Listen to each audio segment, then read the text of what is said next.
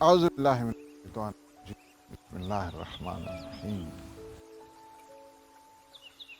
خیر المعین رب اشرح لی صدری ویسر لی امری واحلل عقدۃ من لسانی یفقهوا قولی اللہم انا نرغب الیک فی دولۃ کریمہ تعز بها الاسلام واہلہ وتذل بها النفاق واہلہ وصلی اللہ علی محمد وآلہ الطیبین الطاہرین المعصومین المنتجبین اما بعد فقد قال اللہ سبحانہ وتعالی فی محکم الکتاب المبین بسم اللہ الرحمن الرحیم ادعونی استجب لکم الذین یستکبرون عن عبادتی سیدخلون جہنم داخرین۔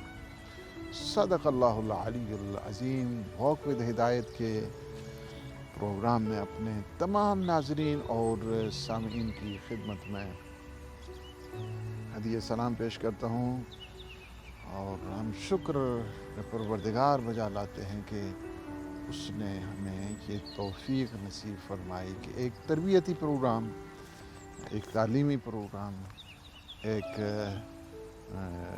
انفارمیشن کے سلسلے میں انفارمیٹیو جو یہ سیریز ہیں پروگرامز کی، اور ہم شکر گزار ہیں آپ سب کے کہ آپ اس پروگرام کو پسند کرتے ہیں، اور ہماری بھی یہ کوشش ہوتی ہے کہ اچھے اچھے ٹاپکس اور ایک تعلیمی سلسلہ کے جو اہل بیت علیہ السلام کی ان تعلیمات سے اخذ کرتے ہیں وہ آپ کی خدمت میں چند دقائق پیش کریں۔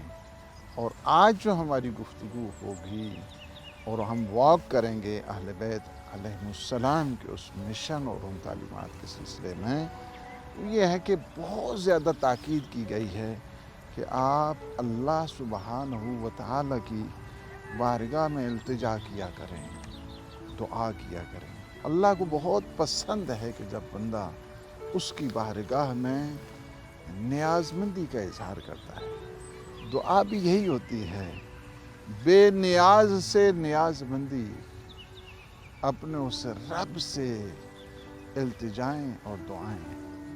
اللہ بہت خوش ہوتا ہے کہ جب بندہ دعا کرتا ہے۔ دعا اور وحی میں یہی فرق ہے، جب آسمان سے رابطہ زمین پہ ہوتا ہے، جب اللہ کی طرف سے بندے کی طرف رابطہ ہوتا ہے تو اس کو وحی کہا جاتا ہے۔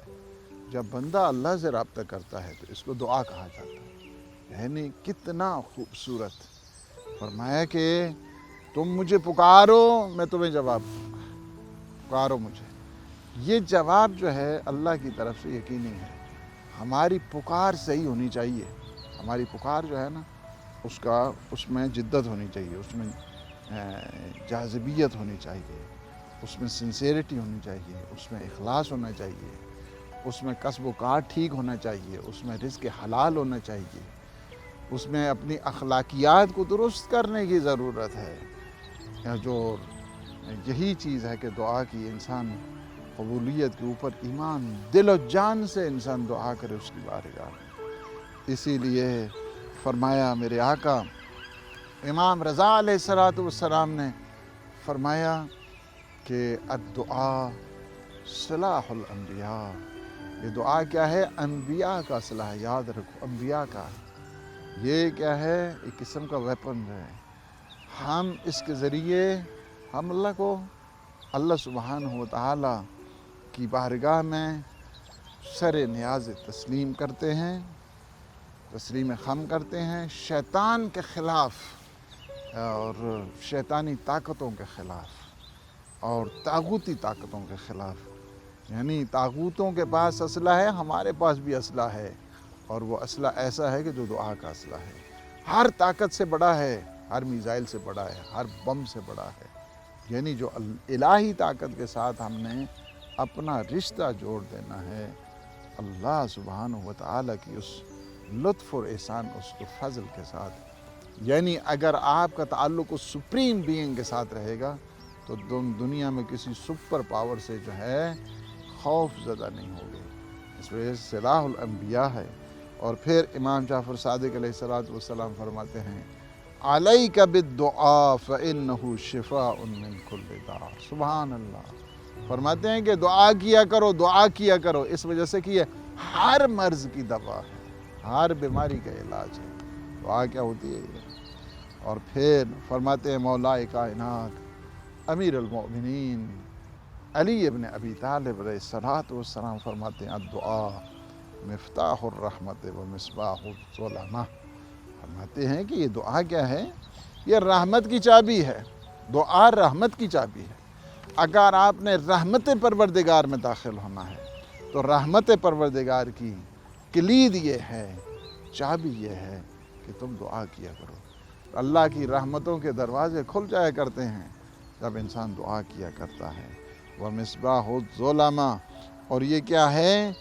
یہ ایسا چراغ ہے کہ جو تاریکیوں میں کام آنے والا ہے. تاریکی میں آپ کو لائٹ چاہیے. مسلسل انسان مشکلات میں رہتا ہے اور اس مشکلات کا واحد جو حل ہے اللہ سبحانہ و تعالیٰ کے ساتھ رابطہ ہے. اس رابطے کے ساتھ رہنا ہے.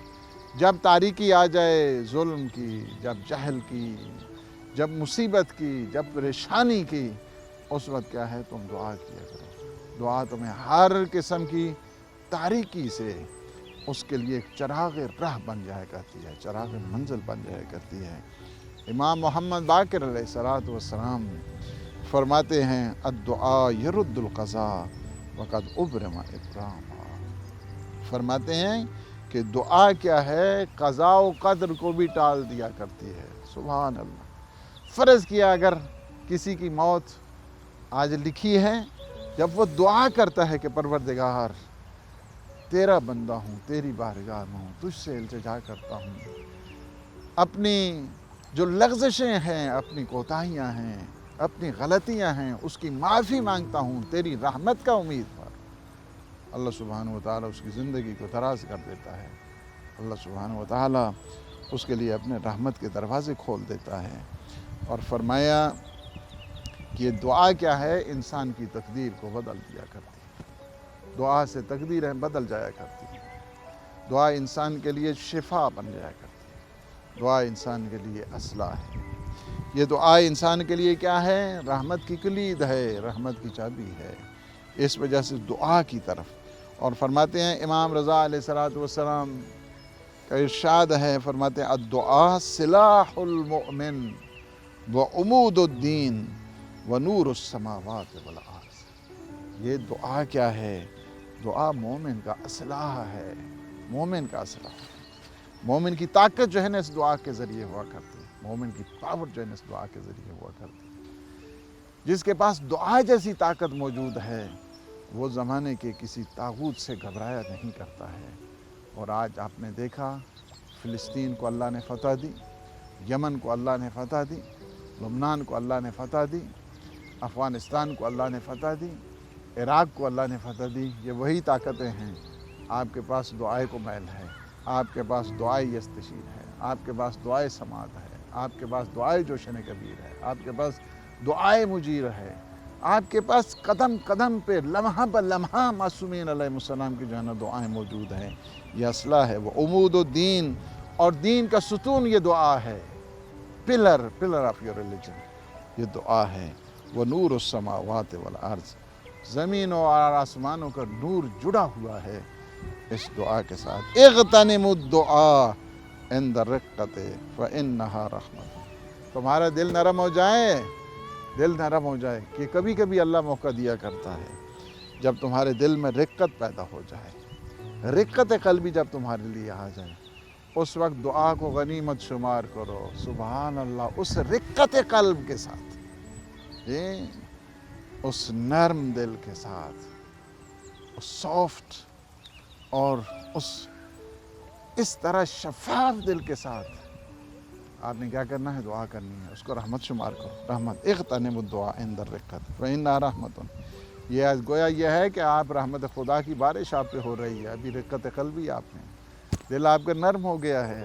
دل کسی کا نرم نہیں. یہ بہت سارے ہیں کہ جو ڈاگمیٹک ہوا کرتے ہیں، جسٹ لائک اے اسٹون. وہ کسی منزل تک نہیں پہنچتے.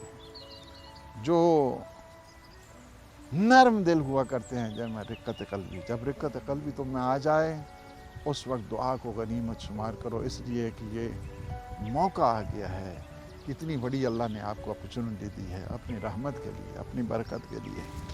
और फिर फरमाया कि जब भी आप दुआ करें, छठे आका फरमाते हैं मन कानत लहू इलल्लाहि अज़्ज़ वजल हाजत फलयब्दा बिस्सलात अला मुहम्मद व आलिहि सुम्मा युसअल हाजतहु सुम्मा युख्तिम बिस्सलात अला मुहम्मद व आलिहि। अगर कोई चाहता है कि उसकी दुआ कबूल हो जाए तो उसकी दुआ की कबूलियत का राज छठे आका इमाम जाफ़र सादिक़ अलैहिस्सलातु वस्सलाम फरमाते हैं, तुम्हें इस तरह करना है, अपनी हाजत से पहले सलावात पढ़ो, अल्लाहुम्मा सल्लि अला मुहम्मद व आलि मुहम्मद, फिर अपनी हाजत को मांगो। उसके बाद आपने दुआ का जब वो इख्तिताम करना है, इख्तिताम भी आप सलावात पर करें, इब्तिदा भी सलावात हो, इंतहा भी सलावात हो, दरमियान में आपकी दुआ हो, आपकी हाजत हो, अल्लाह उस हाजत को ज़रूर कबूल करता है।